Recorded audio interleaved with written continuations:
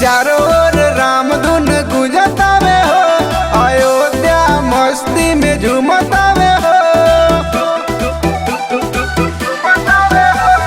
चारों ओर राम धुन गुंजतावे हो, अयोध्या मस्ती में झूमतावे हो। सुनी के खबर देखा नगर आज खेलत बा होली।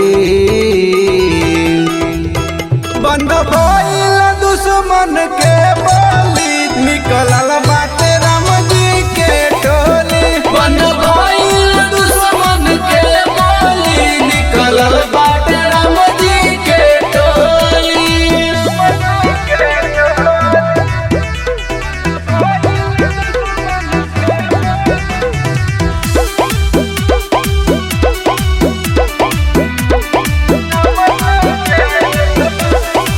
रोके वाला रोकते रह गइल, सोचल सपनवा पूरा आज भइल। भगवा झंडा सब हाथे उठल बाटे, राम के सेवा में नगर जुटल बाटे।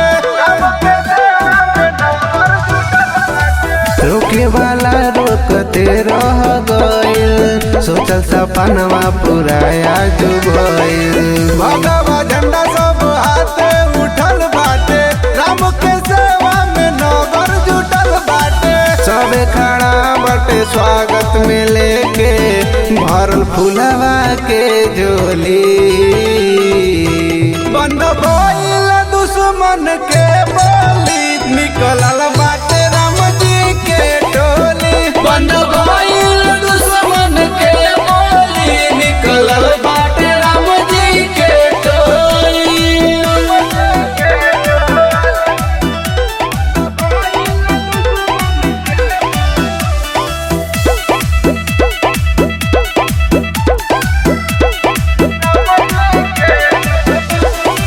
देखी के हर्षित भइल बाटे मन, नारा लगावताड़े हिंदू सनातन। जहे देखो तहे भगवा लगल बाटे, पूरा अयोध्या नगरिया सजल बाटे। देखी के हर्षित भइल बाटे मन, नारा लगावताड़े हिंदू सनातन। जहे देखो तहे भगवा लगल बाटे, पूरा अयोध्या नगरिया सजल बाटे। रत्नेश अर्जुन हिंदू धर्म अब सबसे आगे चली।